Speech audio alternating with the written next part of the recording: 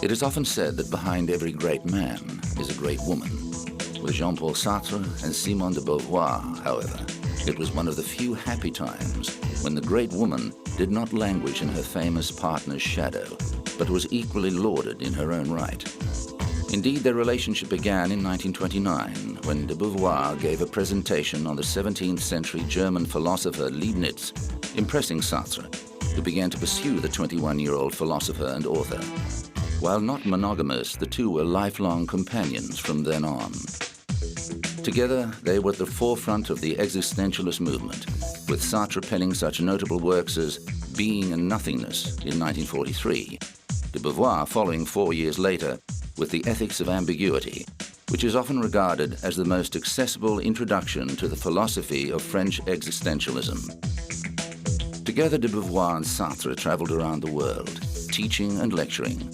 They met world leaders like Fidel Castro, were among a host of European authors invited by Russian leader Nikita Khrushchev to attend his reception for writers at his holiday villa near the Black Sea.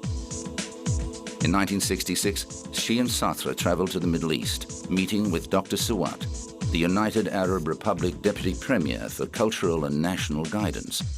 They also visited Cairo University as part of their quest to examine the causes of the ongoing Arab-Israeli conflict. De Beauvoir's work spanned many genres.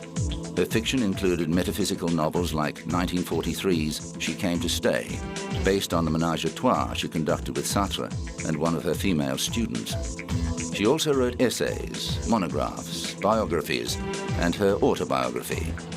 Her most famous work, however, was The Second Sex, which she produced in 1949, marking her forever as one of the founding mothers of the women's liberation movement. De Beauvoir and Sartre had very particular principles when it came to awards and literary prizes. Sartre even turned down the Nobel Prize for Literature in 1964, becoming only the second person to do so after Boris Pasternak in 1958.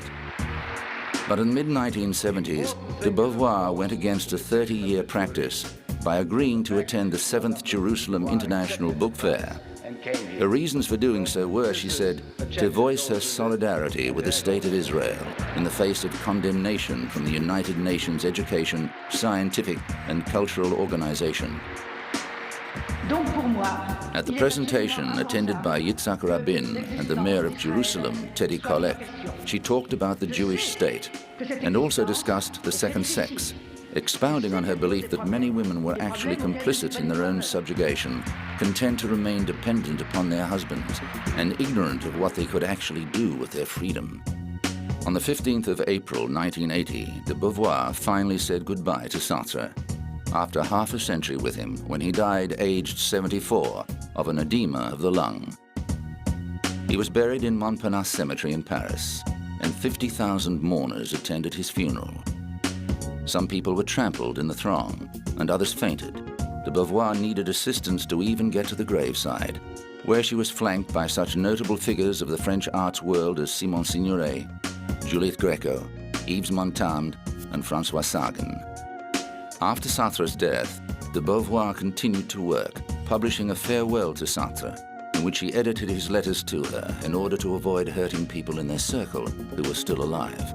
She also kept editing Les Temps Modernes, the journal they had founded together after World War II, right up until her own death from pneumonia on the 14th of April, 1986.